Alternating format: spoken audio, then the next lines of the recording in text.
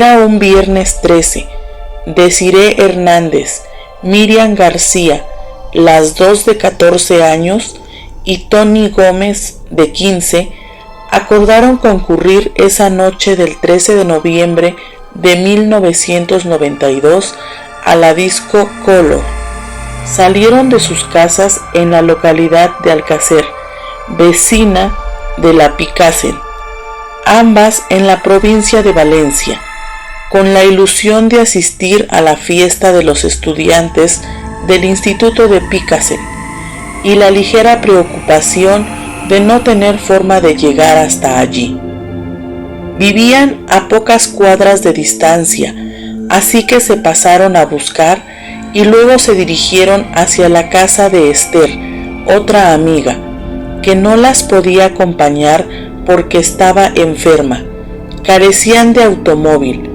Lo que se ha contado hasta ahora es de las pocas cosas seguras de este caso, como también que jamás entraron a esa discoteca. Sin vehículo, decidieron ir hasta la salida del pueblo y pedir aventón. Justo en el semáforo que había allí, se encontraron con Francisco Hervás y su novia María Luz. La pareja las alcanzó hasta la estación de servicio llamada Mari Picasen, ya fuera de Alcácer. Una vecina, María Dolores Badal Soria, de 63 años, dijo haberlas visto desde la ventana de su casa.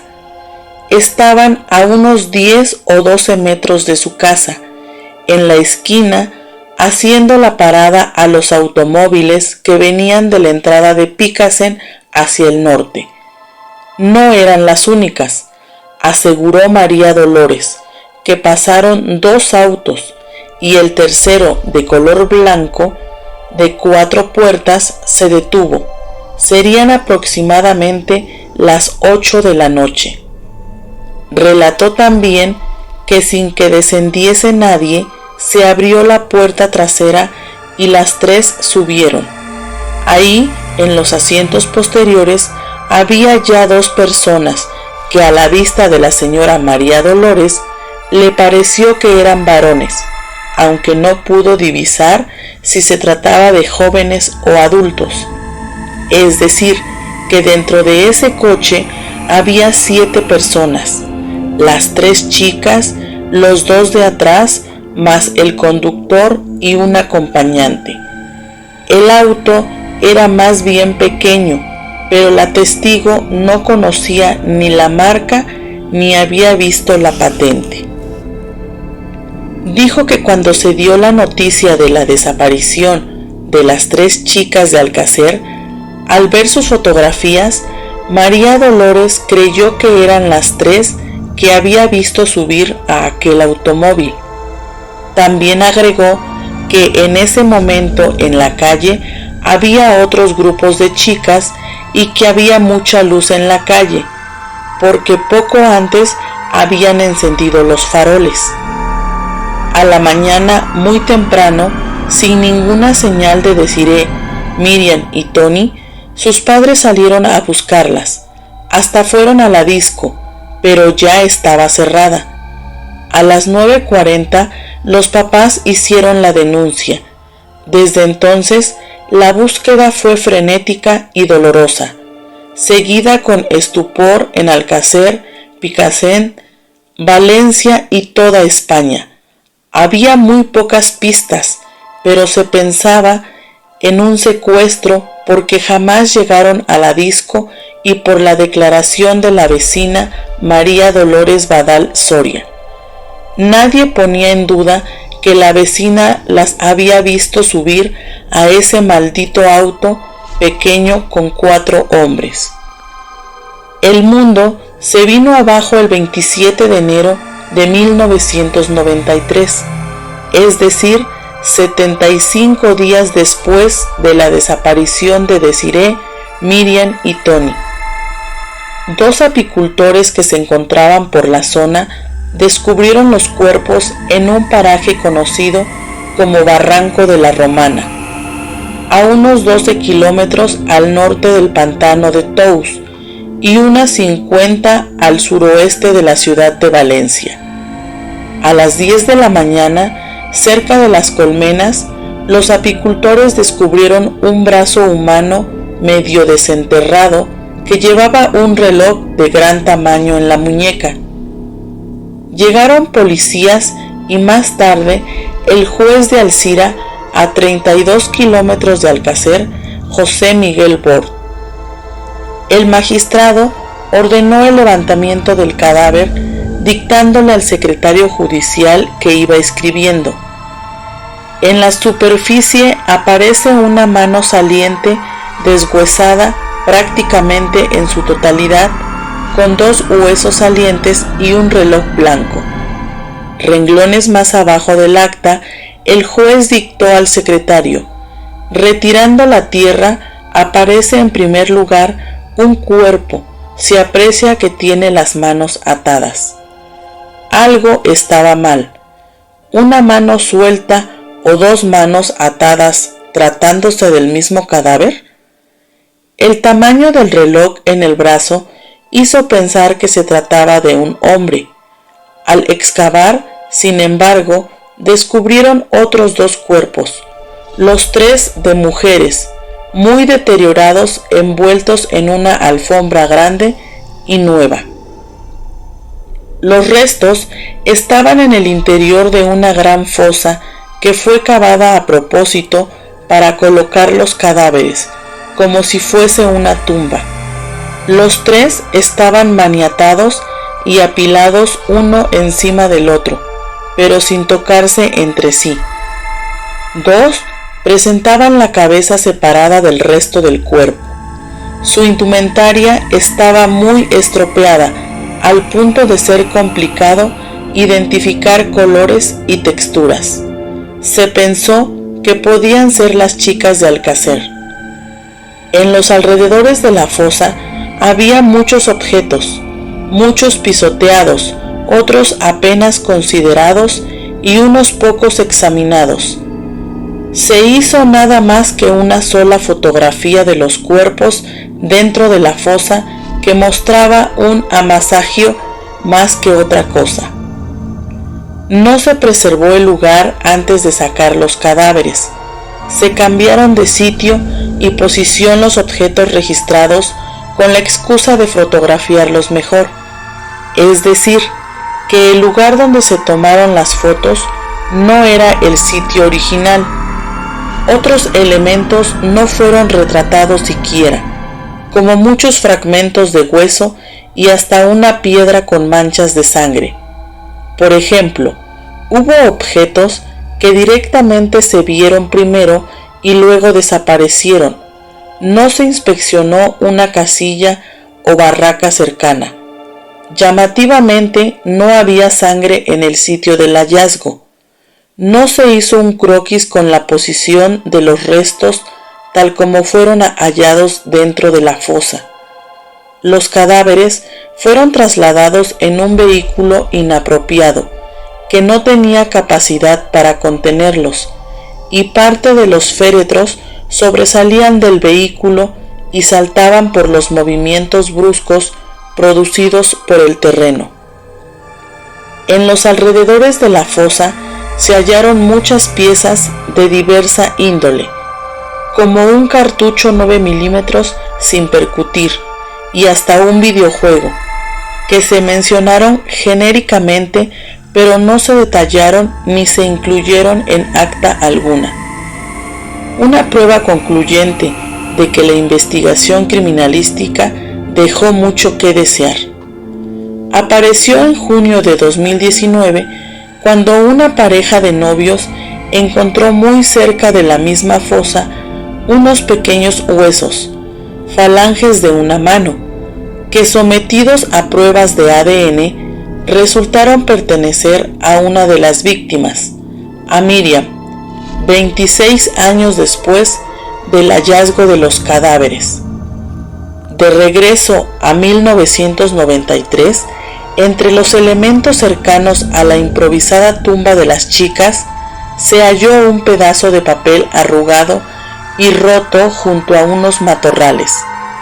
Tras su reconstrucción, resultó ser un volante del Hospital La Fe de Valencia, a nombre de Enrique Angles Martins, que había sido atendido de sífilis unos meses atrás y padecía además una discapacidad mental.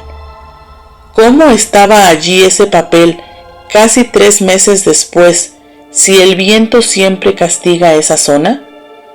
Los policías fueron hasta la casa de la familia Angles. No buscaban en verdad a Enrique, sino a su hermano Antonio, de profesión plomero. Este había nacido en San Pablo, Brasil, y al año de vida lo llevaron a España.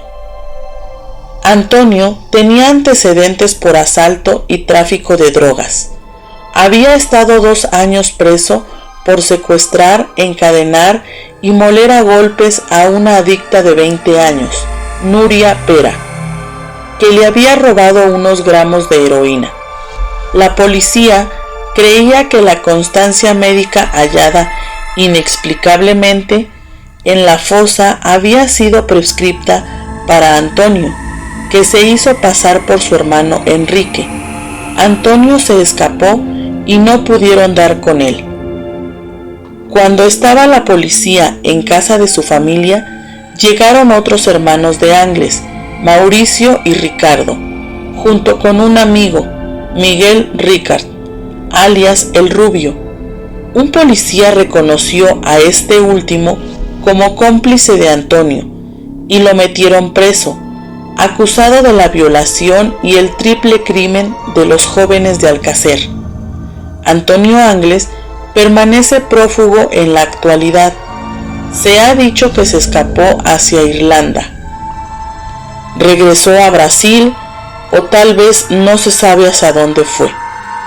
Y hay quien sostiene que Angles ha sido asesinado y su cuerpo desaparecido porque sabía quiénes habían matado a las chicas de Alcácer, es decir, novelas para todos los gustos. Pero antes de la medianoche del 27 de enero de 1993, los cuerpos fueron trasladados al Instituto Anatómico Forense de Valencia. Entonces se produjo otro hecho insólito, sin esclarecimiento. Lo que quedaba de las ropas de las víctimas llegó a los forenses, todo mojado y en una bolsa con la cual las manchas de sangre, semen, saliva que pudo haber en ellas se contaminaron por hongos. Otros indicios de interés también desaparecieron. No se explicó por qué y cómo el brazo de una de ellas estaba roto y separado del cuerpo. Los restos se lavaron antes de extraer indicios, con lo cual esos indicios se perdieron. Sí se hallaron vellos púbicos de otras personas. Algunos médicos dijeron que fueron agredidas por 5 o 7 hombres. Un forense también lo comentó.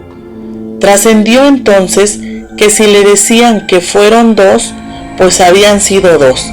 Si le decían que habían sido 4, pues serían 4. Y si le decían que fue un regimiento, pues fue un regimiento. De todas formas, los 6 forenses que participaron de este primer examen afirmaron que las 3 jóvenes fueron torturadas, violadas repetidamente con objetos y asesinadas con un tiro cada una.